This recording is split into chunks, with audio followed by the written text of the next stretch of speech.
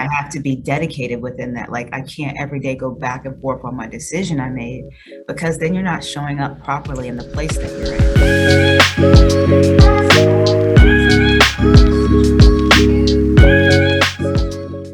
Hey, what's up, everyone? Welcome back to another episode of the Connect Over Coffee. Today, joining me is Miss Danita Johnson, who is the President of Business Operations for DC United. Danita, thank you for joining me today. Thank you for having me. Yes, of course. It's been a long time since we caught up, so it's the perfect chat. All right, so before we jump into everything, we're going to kick things off with our 2-minute drill. I'm just going to rapid fire a few questions at you, and you just answer with the first thing that pops to your mind. You ready? I'm ready. All right, let's go. Coffee or tea? Coffee. Apple or Team Android? Apple. Apple. Okay. Yeezys or AJ1s? Ooh. AJ1s. AJ1s. Favorite athlete? Right now?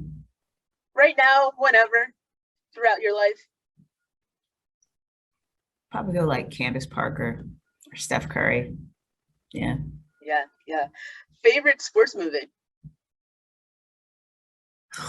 That's a good question.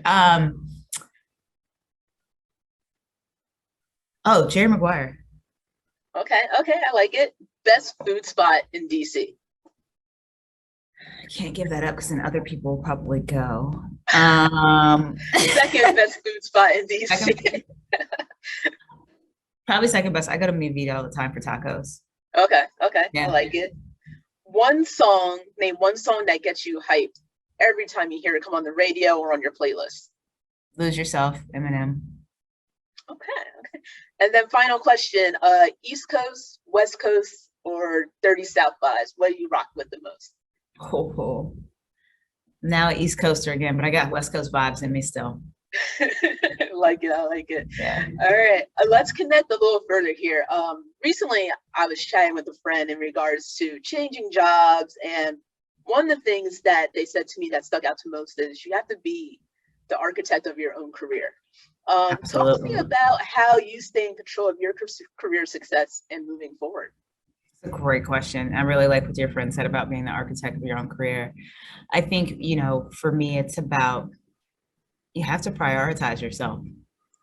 I think sometimes in our careers, there is a sense of like being selfish is wrong, but I think sometimes we need to be a little selfish to make the best decisions for ourselves. I also think that when thinking about things, for me, it's always about what am I learning? How is it helping me grow as an individual? I like to sometimes do roles for me that I know are kind of like one step ahead where I am because it pushes me even more. Like it gets me there and then I surpass it while I'm in that role. And so I like the challenge of different roles that offer different variations or different scope for me as I start to go through my career. That's really important for me as I look at different opportunities. Yeah, I love the fact that being one step ahead and having that new challenge there, that resonates so much to different change of pace from instead of just going from the same career that you're used to and not being able to learn, which is always very important when you're talking about building your career there. Yeah. So have you ever, speaking about careers and building and moving forward, have you ever come across a fork in the road in your career where you can either stay the path that you're on or you can take another road, which might be a little bit risky, but the end result you can foresee is going to be better? Absolutely. I think I've done that a couple different times. When you move back and forth across the country, it always feels a little risky, right? Yes. I think probably one that was definitely a fork in my road was my transition from when I was at the Clippers going back to the LA Sparks. And it was, you move into that NBA world, and not saying I hadn't been in the NBA before, but then to move into a president role with the Sparks, even though it's an honorable role and I absolutely love what I was doing, it was still a question of like, I'm on another track right now in the NBA world that I had like moved into like management style executive pathway in that world of the NBA and making that choice to go back to the WNBA And it's not a step back by any means. So I just want to be really clear about that. But it was about the role and responsibilities, and kind of making that decision was a tough one for me because it both presented great pathways for me professionally. Yeah. Right. And so sometimes when you select that, you just don't know where it's going to take you. It's worked out really well in that decision. There was a lot of multiple weeks of thought process and over analyzing and being like, did I make the right thing? Then Yeah. like you're sitting in the new job a couple months later and you're like, did I make the right decision? You're always like that, right? You always kind of Yeah. second guess it. And then I think those forks in the road are hard. I think, but you have to just kind of believe in yourself and believe, it will work out how it's supposed to, and that you've made a good decision. And if you make a bad decision, or maybe not even bad, just decision that ends up not working out, it's going to be okay. Yeah. Like you can figure something else out. So those forks in the road are hard, because a lot of time at those moments, we feel like it could like crush whatever we're doing. Yeah. Right. And we're like, if I do this, this is probably over, or I can never find my way back. And I don't know, I try to tell myself there's always a way. Yeah. Just kind of piggybacking off that a little bit, how did you calm that voice in your head saying it's over, this may not be the right move, over analyzing everything, and then turning that into positive talk? How did you kind of manage or maneuver that own thought process speaking to you in your head? Yeah, jokingly, it's probably my family been like, we can't talk about this anymore. You've made a decision, go. There's that part. And then there's also that part of like leaning into what you've decided. Right. So I think there's this piece where you have to say, I have made this decision. If I'm going to make the best of the decision I made, I have to be present. Yeah. And I have to be dedicated within that. Like I can't every day go back and forth on my decision I made, because then you're not showing up properly in the place that you're in. Right. And so Yeah. when we're constantly thinking about the decision versus now where you are post decision, it's distractive.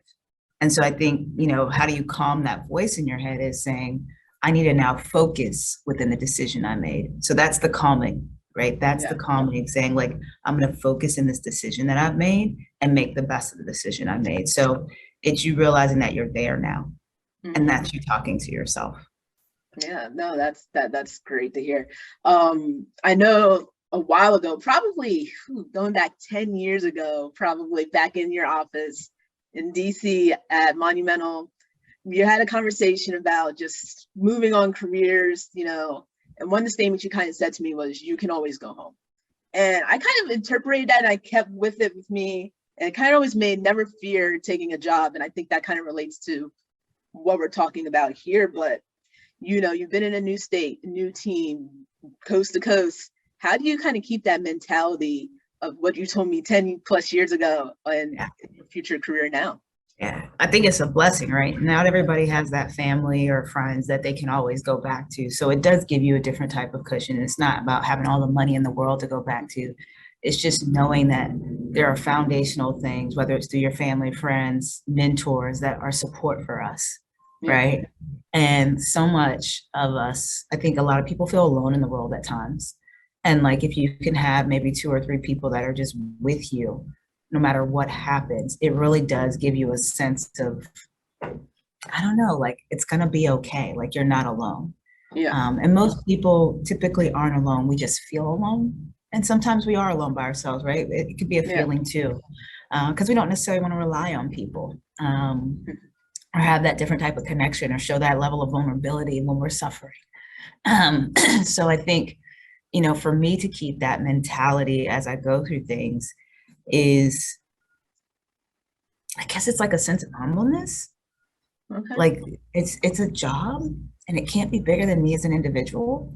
So I guess that always tries to, as much as like these things can take over your identity, and you feel like, oh, the job is Danita Johnson, right? Or the job is, it's not me. Like it's a piece of me, but it can't define me. It's just how I get to express myself, right? And so sometimes it's making sure that I have other outlets to express myself or do things, so that, to keep that mentality is to find other outlets outside of the work.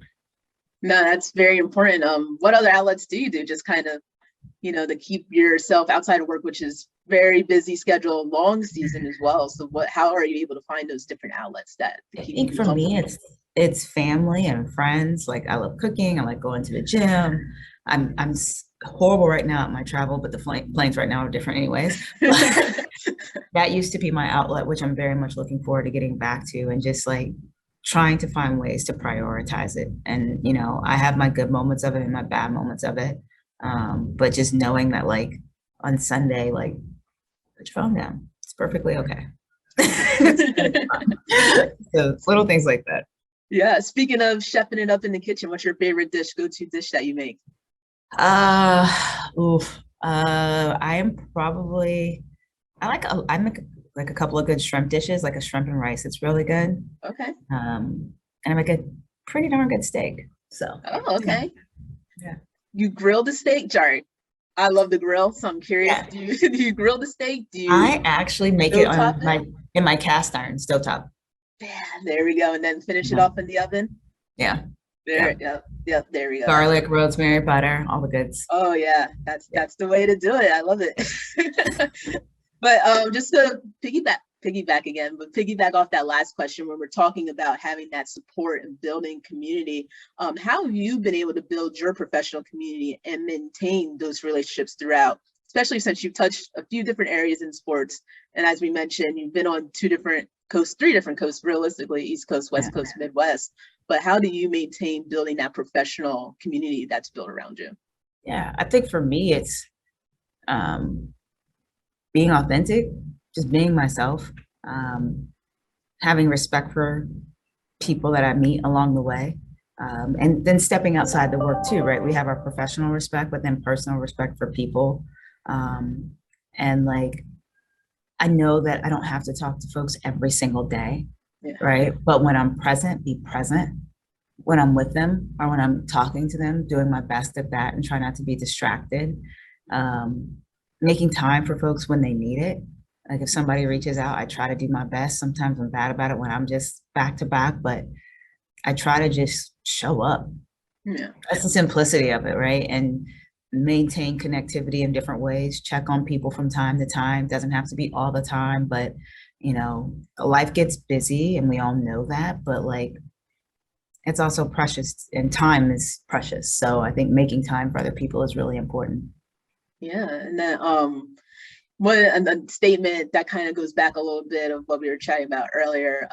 76ers, my hometown here, coined a phrase a while back, trusting the process. And that worked out really well for them, or it's working out really well with them, trusting that process with Joel Embiid and everything. But how does that resonate with you in your career, trusting the process the path that you're on? Oh, every day. Yeah. Like you have to, right? We got to have a sense of trust in what's happening and in our own processes that we go through, because that builds the confidence to get up and do this every single day and know that like if I go through these things, if I have a bad day, if I have a great day, it's all part of the process. Yeah. Right? It's all part of that process to reach that next level that we want to get to, or, find that level of peace in what we're doing. And, whether it's you're learning a sales process that then leads to that one day when you have to stand up and talk in front of an audience, like it was that practice in the mirror in the bathroom, or like that call when you got hung up on that you were able to then fight back and be like, you know what, let me try this again. Like it's all part of the process. I'm a definite believer in that. And, sometimes we try to rush process. I do see that happen a lot. And as much as I say time is precious and it happens fast, I don't know. Like when I think about it in the format of process, I'm like, it takes time. Yeah. Time is, that's a process in itself. I always tell myself, I have a little quote, like paciencia fe, which, means just trust the process. Well, actually it doesn't mean trust the process, but patient faith realistically, in Spanish, that I always have to look, because I always practice patience. Trying to learn patience is always probably the hardest skill I'm still developing here, but that's something as a reminder that I put on my desk every day. I like that. Yeah. And one of the things that we always talk about success, and trusting the process, the success, we always see the wins, but what have been some of the moments that kept you going on that kind of put you down a little bit, but you kept through, you trust the process, you had that patience and being able to move forward and putting that loss behind you and turning it into an eventual win? The hardest thing for me is like being like misunderstood or thought that my intentions were bad. Mm. right? And that happens a lot when you manage people and like you have these views where they think, well, she didn't think about this or like doesn't care in that capacity. Like, but and a lot of times it's like, no, I really did care. I just had to make a decision that necessarily wasn't the most favorable for everybody. And I Yeah. think those are the hard moments when you see people kind of lose a sense of belief or like lack of trust or question character is the hardest thing for me. I Yeah. can deal with like pure work stuff being mad, but like people like necessarily questioning your character or not necessarily thinking your intentions are good just because you had to make a decision that wasn't favorable is that's the hard one for me. Yeah. How do you win them back and being more, how do you get those wins back then? You know, being honest, sometimes you don't always win people back. Yeah. You don't. I think what you do is you stay consistent, you communicate, and you try to show up as your best self. And know that we're human and sometimes we make mistakes. And if you do make a mistake, don't be afraid to speak on that mistake or apologize. And if the decision which you made was the right decision at the time, you can also stand with that. So I think we don't always win them back, but there are people that will still come with you on the journey. Yeah. No, that's important to always realize you're not going to please everyone, especially in a role like yours, in a Um, manager or people role. You're not going to yeah. be able to please everyone there. Yeah. Yeah. But finally, we made to our last question. I know it seems like a breeze here, but we like to keep it nice and short with everyone here. But last question, we call it the shit you wish you know question, which loosely translates to, what is one piece of advice you wish you could tell your younger self or someone just starting out in the sports and entertainment business? Mm. Um,